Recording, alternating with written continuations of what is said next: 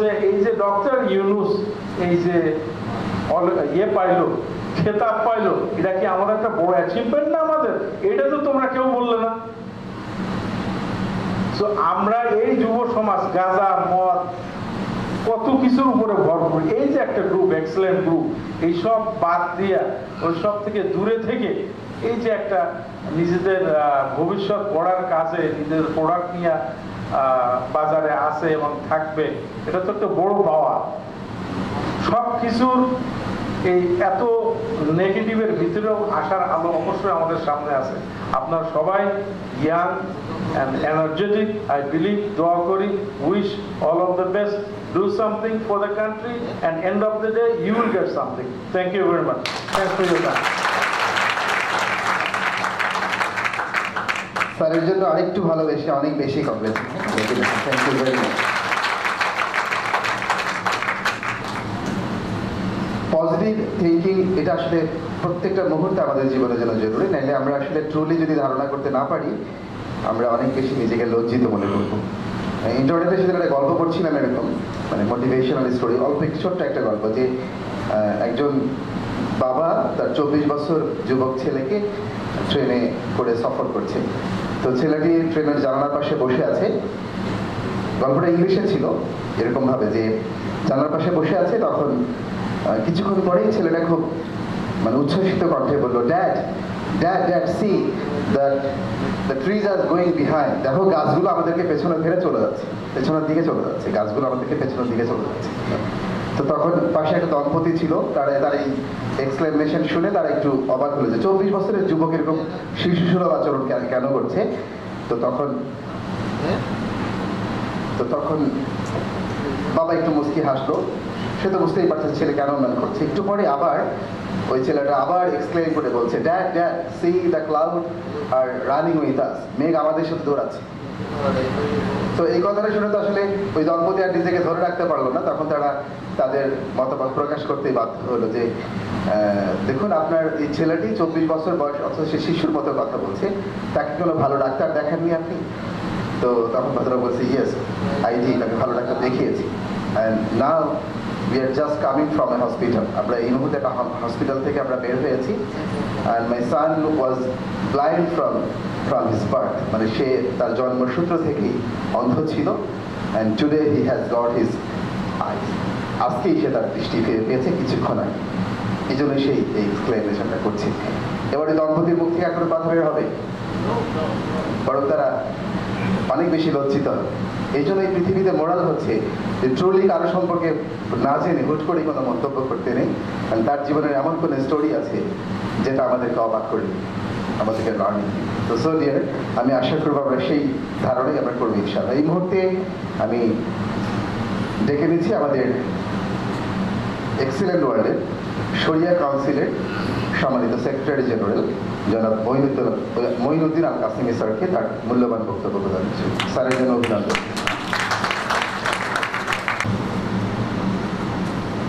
অভিনন্দন স্যারের জন্য।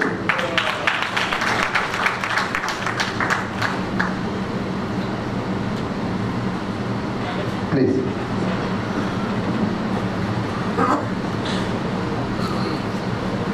আসসালামু আলাইকুম ওয়া রাহমাতুল্লাহি ওয়া বারাকাতুহু। আলহামদুলিল্লাহ ওয়া কাফা, সালামু আলা ইবাদিল্লাযিনা ইসতাফা।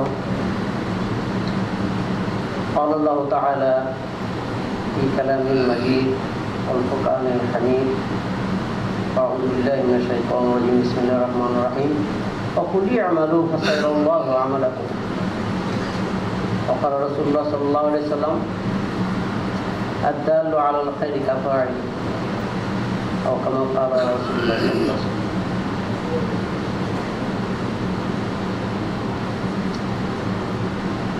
বাংলাদেশের অত্যন্ত প্রসিদ্ধ একটি অঞ্চল চট্টগ্রামের এই কক্সবাজারের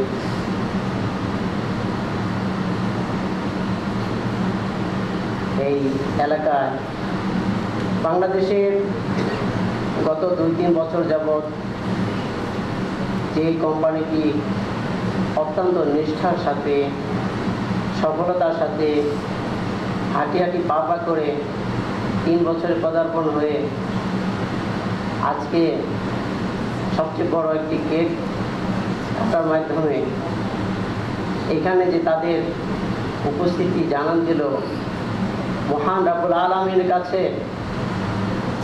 আমরা সবাই বলি আলহামদুলিল্লাহ। এই কোম্পানিটি যেভাবে এগিয়ে যাচ্ছে এটা ইনশাআল্লাহ সারা বিশ্বে একদিন এই কোম্পানি তার যে ভবিষ্যৎ পরিকল্পনা সেটা নিয়ে সারা বিশ্ববাসীর কাছে পরিচিতি লাভ করবে ইনশাআল্লাহ।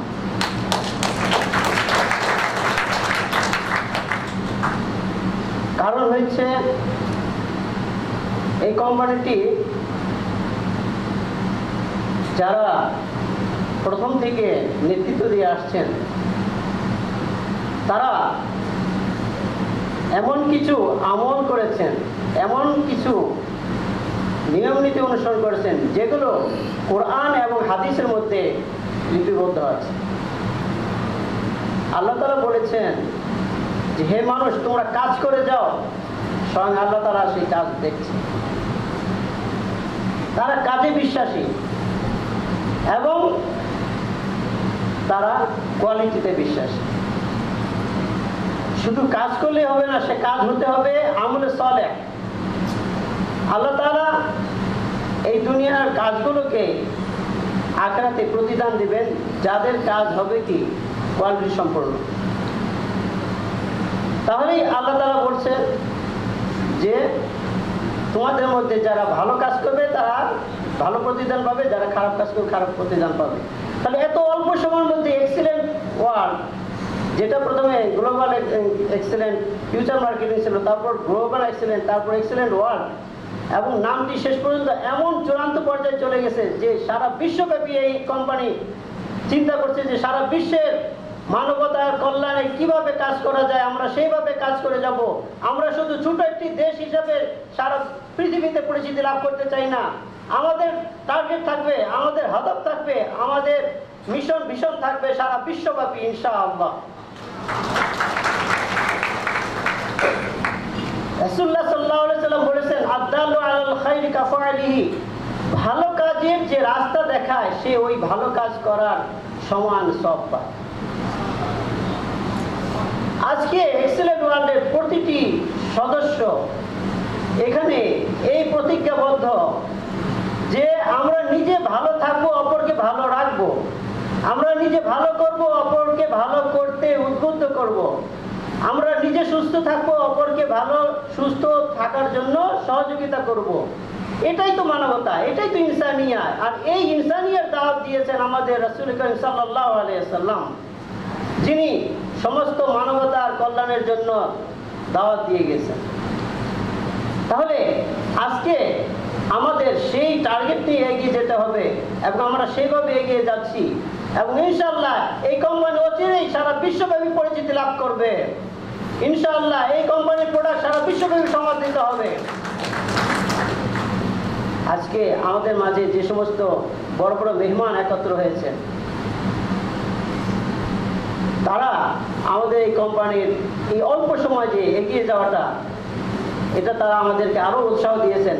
আমরা তাদের জন্য দোয়া করব, তারা যেন আগামীতেও আমাদেরকে এইভাবে তাদের মূল্যবান কথা দ্বারা আমাদের চলার পথকে আরো সুগম এবং মসৃণ করে। আজকে আমি দোয়া করছি এই কোম্পানির জন্য। কেননা এই কোম্পানি যে প্রোডাক্টগুলো, সেই প্রোডাক্টগুলো আগামীতে সারা বিশ্বব্যাপী যে একটা যুদ্ধ আসছে, যুদ্ধ মোকাবেলার জন্য এক একটা অস্ত্র। আমরা গত এক সপ্তাহ যাবৎ মিডিয়াতে দেখছি ইন্ডিয়া এবং বাংলাদেশের যুদ্ধ আসন্ন। আসলে ইন্ডিয়া বাংলাদেশের যুদ্ধ হবে না। কারণ হলো এরা এই দুই দেশই জানে যে যুদ্ধ হলে আমরা দুজনের কেউ বাকি থাকবো না, আমরা দুইজনই শেষ হয়ে যাব। কিন্তু আগামীতে সারা বিশ্বব্যাপী একটা যুদ্ধ আসতেছে, সেটা আসতেছে পানি নিয়ে, সেটা আসতেছে আবহাওয়া নিয়ে, সেটা আসতেছে খাদ্য দূষণ নিয়ে। সারা বিশ্বের মানুষ তখন হাহাকার করবে সুস্থ খাবার, মানে বিশুদ্ধ খাবার, বিশুদ্ধ পানি, বিশুদ্ধ আবহাওয়ার জন্য। আর সেই পরিস্থিতি মোকাবেলার জন্য এক্সিলেন্ট ওয়ার্ল্ড প্রস্তুত হয়ে আছে যে সারা বিশ্বব্যাপী সবাইকে বলবে তোমরা এক্সিলেন্ট ওয়ার্ল্ডের আসো, তোমরা সুস্থ থাকবে, তোমরা সুস্থ খাবার পাবে, এবং তোমরা সারা বিশ্বে যে মহা একটা দুর্যোগ, সে মহা দুর্যোগের মধ্যে নিজেকে সেভ করবে এবং অপরকে সেভ করবে ইনশাআল্লাহ। আজকে এই কোম্পানির যিনি এমডি, সুযোগ্য এমডি, তিনি সেই খালিদ ইবনে ওয়ালিদের মতো হাতে পতাকা নিয়েছেন সেই দুর্যোগ মুহূর্তে, যখন সবাই ভাবছিল যে আমরা বিজয় লাভ করতে পারবো না, আমরা হেরে গেছি, কিন্তু উনি একা দাঁড়িয়ে গেছেন এবং বলছেন আমার সাথে আসো, আমরা সামনে এগিয়ে যাব এবং কৌশল অবলম্বন করব, এমন কৌশল অবলম্বন করব যে আমরা সেই হেরে যাওয়া থেকে আমরা বিজয়ের পতাকা নিয়ে সামনে এগিয়ে যাব ইনশাআল্লাহ।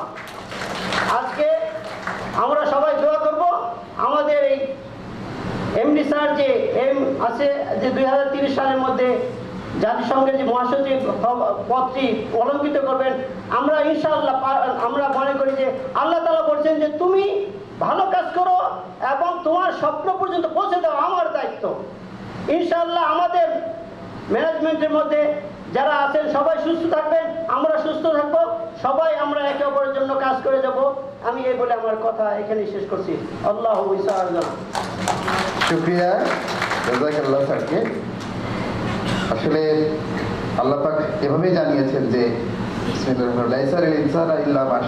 অর্থাৎ মানুষ যা চেষ্টা করে সে তাই পায়। তো আমরা অবশ্যই পাবো, এটা বিশ্বাস করি। এই মুহূর্তে আমি আহ্বান করছি আমাদের শরিয়া কাউন্সিলের সম্মানিত সভাপতি অর্থাৎ আমাদের চেয়ারম্যান স্যার, শরিয়া কাউন্সিলের জনাব নুরুল ইসলাম কাসিমি স্যারকে আমি আহ্বান করছি তার মূল্যবান বক্তব্য প্রদানের জন্য। সাউথ আমাদের মামুন হায়দার ভাইকে স্যারকে বরণ করে নেওয়ার জন্য।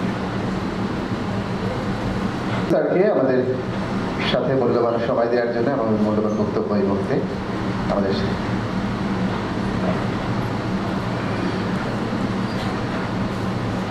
إن الحمد لله والصلاة والسلام على رسول الله الذي وفقنا للإتيان في هذه الحفلة التجارية، وأصلي وأسلم على سيد الأنبياء والمرسلين وخاتم النبيين وعلى من نزل عليه القرآن العظيم الذي بعث معلما وقاعدا وهاديا ونبيا وعالميا وعلى آله وصحبه أجمعين। আজকের আয়োজিত এই অনুষ্ঠানে সম্মানিত সভাপতি উপস্থিত, আমার সামনে কোম্পানির সম্মানিত চেয়ারম্যান, এমডি, অন্যান্য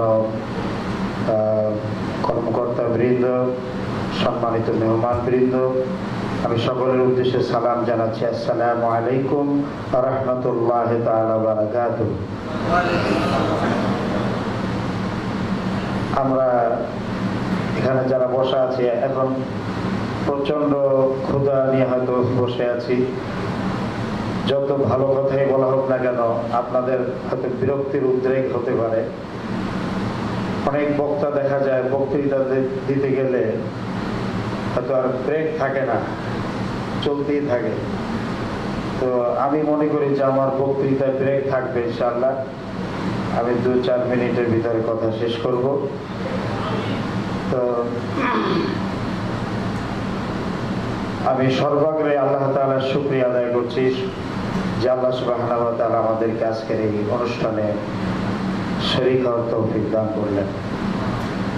তো সম্মানিত ভাই এবং বোনেরা, আমরা যে অনুষ্ঠানে এখানে এসেছি, অনুষ্ঠানটি হচ্ছে একটি ব্যবসায়িক বিষয় আলোচনা অনুষ্ঠান, ট্রেনিং এর অনুষ্ঠান।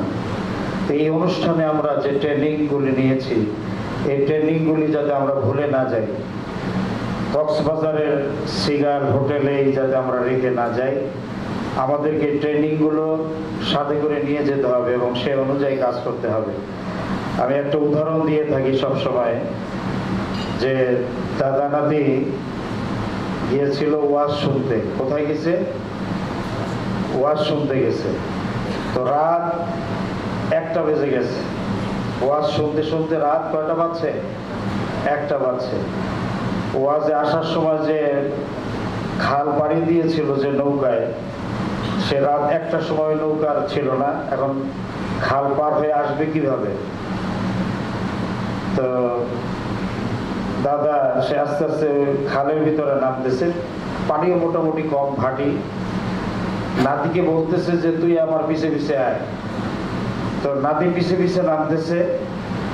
এক পর্যায়ে দেখলো, নাতি লক্ষ্য করে দেখলো যে দাদা পরনে যে লুঙ্গিটা ছিল সেই লুঙ্গিটা খুলে টান দিয়ে মাথায় পেঁচ দিচ্ছে। পানির মধ্যে নেমে সে পার হয়ে যাচ্ছে। নাতি খালের এই পারে দাঁড়িয়ে বলতেছে, দাদা একটু আগে না ওয়াজে শুনে আসলেন যে হাঁটুর উপরে কাপড় উঠাইলে ফরজ তরক হয়, এখন আপনি কি কাজটা করলেন? লুঙ্গিটা উঠাইয়ে মাথায় পেঁচ দিলেন, এখন তো ফরজ তরক হয়ে গেছে। দাদা খালের ভিতরে পানির ভিতরে বলতেছে, আয় নাতি তুই কি বলিস? এরকম ওয়াজ বহুত শুনছি, সেই ব্রিটিশ আমলের ওয়াজ শুনি না। ওয়াজ শুনতে শুনতে আমি বুড়া হয়ে গেছি। তো এখন এই সারা জীবন ওয়াজ শুই না, খালের ওইবারে আমি কখনো ওয়াজ নিয়ে যাই না, এইবারে রাইখে আছি। খালের এইবারে রাইখে আমি সবসময় বাড়ি গেছি, আর তুই একবার ওয়াজ শুনি এখন সেই ওয়াজ নিয়ে বাড়ি যাইতে চাস।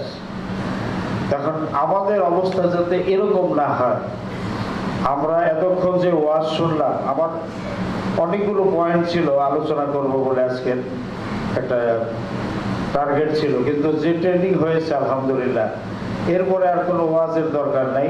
কিন্তু যে ট্রেনিং হয়েছে সেই ট্রেনিংগুলোর সাথে নিয়ে যাতে আমরা বাড়িতে যেতে পারি, এবং স্টার, এই যে এক্সেলেন্ট কোম্পানির যে স্টার হওয়ার জন্য আপনারা যারা চেষ্টা করে যাচ্ছেন, আমি তাদের সকলের জন্য দোয়া করব। আলোচনা শেষে দোয়া হবে, সেই দোয়া ইনশাআল্লাহ সকলে শরীক হবেন। আমি দোয়া করব যে আল্লাহ তাআলা অতি শীঘ্রই আপনাদের সকলকে, এখানে যারা উপস্থিত হয়েছেন সকলের জন্য কোম্পানি স্টার হতে পারে। আল্লাহ তাআলা যেন তৌফিক দান করে দেন, আমিন। আসসালামু আলাইকুম ওয়া রাহমাতুল্লাহ। আলহামদুলিল্লাহ, শুকরিয়া জাযাকাল্লাহ স্যারকে তার মূল্যবান বক্তব্যের জন্য। সম্মানিত সুধীবৃন্দ, আমরা আমাদের বিশেষ অতিথিবৃন্দের সর্বশেষ বক্তব্য শুনবো এই মুহূর্তে, যিনি এই এক্সেলেন্ট ওয়ার্ল্ড এবং এক্সেলেন্ট গ্রুপের ভিত্তি রচনায় অনেক বড় ভূমিকা রেখেছিলেন। উনি আমাদের খুব প্রিয় ব্যক্তিত্ব, আমাদের এক্সেলেন্ট ফিউচার মার্কেটিং লিমিটেডের অনারেবল চেয়ারম্যান জনাব মোহাম্মদ শাহজাহান সাজু স্যারকে আমি আহ্বান করছি তার মূল্যবান বক্তব্য জ্ঞাপনের জন্য, এবং স্যারকে ফুল দিয়ে বরণ করে নেবেন। আমি আমাদের টপ অ্যাচিভার আজাদুদ্দিন সুমন ভাইকে আমি আহ্বান করছি ফুল দিয়ে বরণ করার জন্য। Thank you.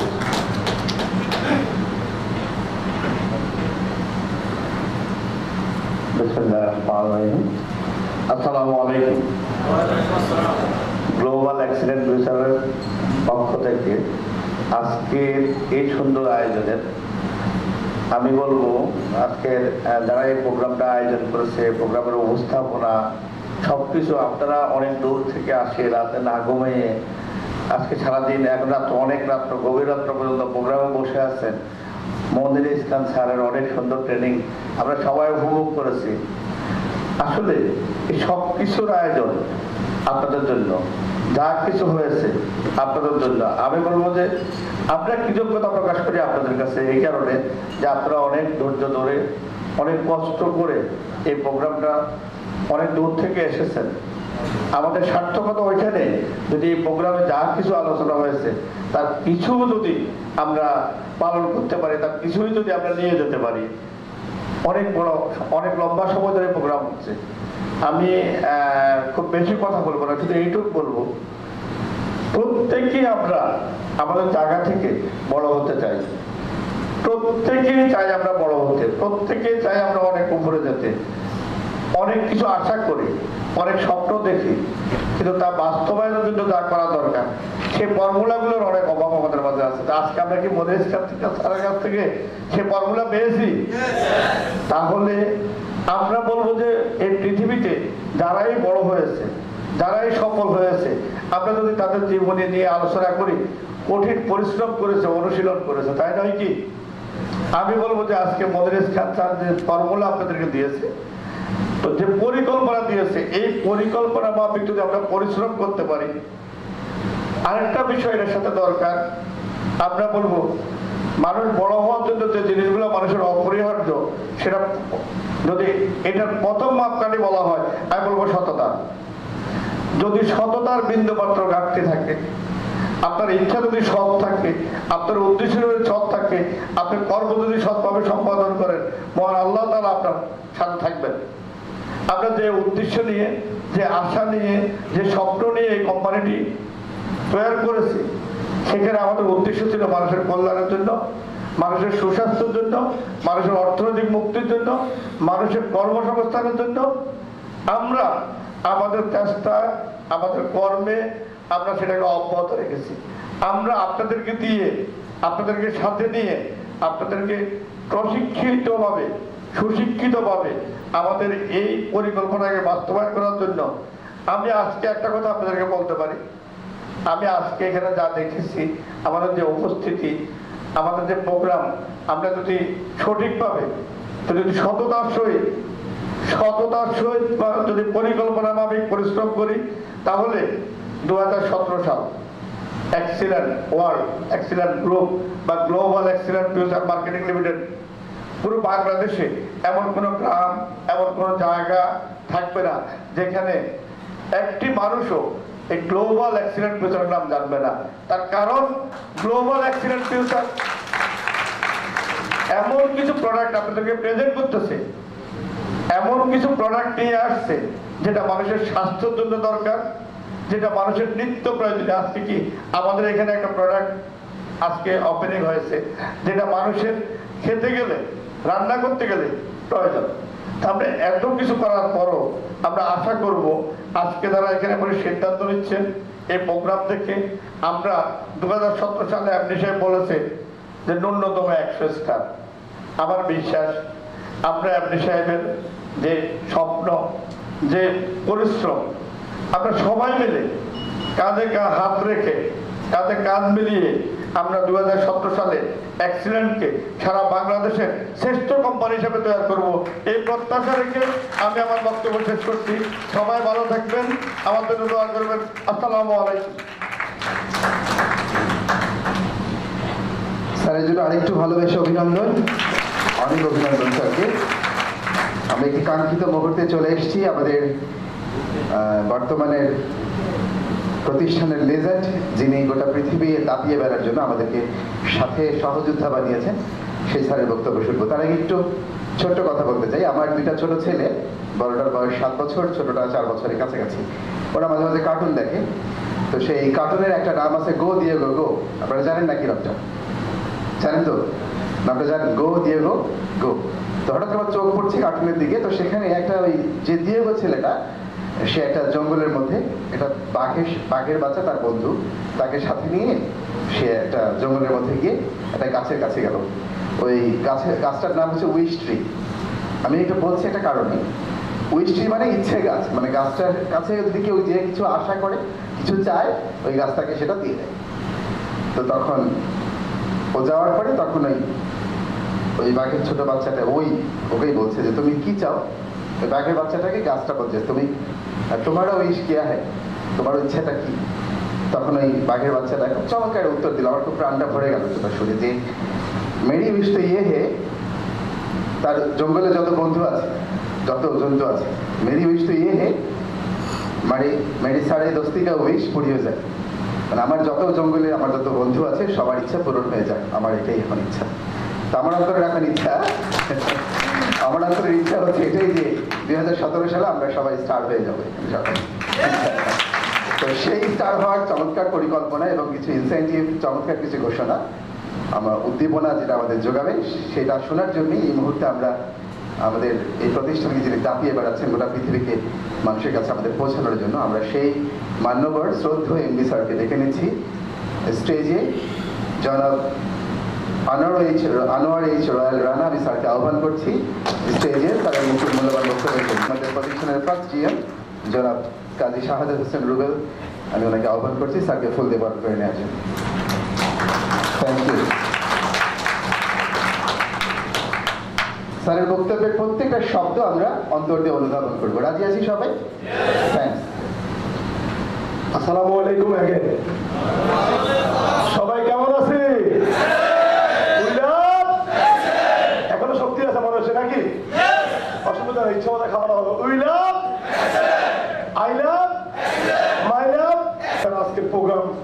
সেই দুপুরের পর থেকে দেখতেছি অনেক লোক বাইরে চলে গেছে ইতিমধ্যে নাকি। অ্যাকচুয়ালি যারা স্টার হওয়া তারা বসে আছেন, যারা স্টার হওয়ার না তারা বাইরে আছেন। যারা বাইরে আছেন তাদের জন্য একটা হাততালি দিই সবাই, কারণ ওরা স্টার হতে পারেনি হয়তো এই জন্য। একটা হাদিস আছে ইন্নাল্লাহ মা'আস সাবিরিন, অর্থাৎ আল্লাহ কার সাথে থাকেন? যার ধৈর্য আছে, রাইট অর রং? আমরা এখানে 2-5 ঘন্টা বসে থাকার ধৈর্য আমাদের নাই, আমরা স্টার পর্যন্ত যাওয়ার ধৈর্য আমাদের কিভাবে থাকবে? যাই হোক, আমি মূল জায়গায় যাচ্ছি। আমি সবার বাড়তি মনোযোগ আকর্ষণ করবো। আমার গলা বসে গেছে অলরেডি, তাও কি বোঝা যায়, শোনা যায়? আমি প্রথমত মহান রাব্বুল আলামিনকে কৃতজ্ঞতা জানাচ্ছি, যিনি আমাদেরকে সারা বাংলাদেশ থেকে এসে আজকে একটা সুন্দর প্রোগ্রাম, একটা চমৎকার ড্রিম নাইট বাস্তবায়ন করার তৌফিক দান করেছেন। আমি আপনাদেরকে স্পেশালি ধন্যবাদ জানাচ্ছি যারা আজকের প্রোগ্রামে এসে প্রোগ্রামকে অলঙ্কৃত করেছেন। আপনাদের জন্য একটা এগেন হাততালি হবে। এরপর আমি ধন্যবাদ জানাচ্ছি বর্তমান সরকারকে, প্রধানমন্ত্রীকে এবং তার সুযোগ্য সন্তান সজীব জয়কে। গভর্নমেন্টের পক্ষ থেকে আমরা কুরবানির শুরু থেকে যে কোনো সহযোগিতা চেয়েছি, আইনগত লিগালি আমরা সকল সহযোগিতা পেয়েছি। আমরা বিশ্বাস করি আমরা আজীবন গভর্নমেন্টের সহযোগিতা পেয়ে আমরা পৃথিবীর বুকে একটা মডেল হিসেবে দাঁড়াবো ইনশাল্লাহ। গভর্নমেন্টের জন্য হাততালি হবে, স্পেশালি হাততালি হবে আমাদের প্রাণপ্রিয় প্রধানমন্ত্রীর জন্য, যিনি রিসেন্টলি 2টো বিশ্বমানের অ্যাওয়ার্ড নিয়ে আমাদের দেশের মাথাকে সারা পৃথিবীতে উঁচু করে বাংলাদেশে এসেছেন। সর্বোচ্চ হাততালি প্রধানমন্ত্রীর জন্য হবে।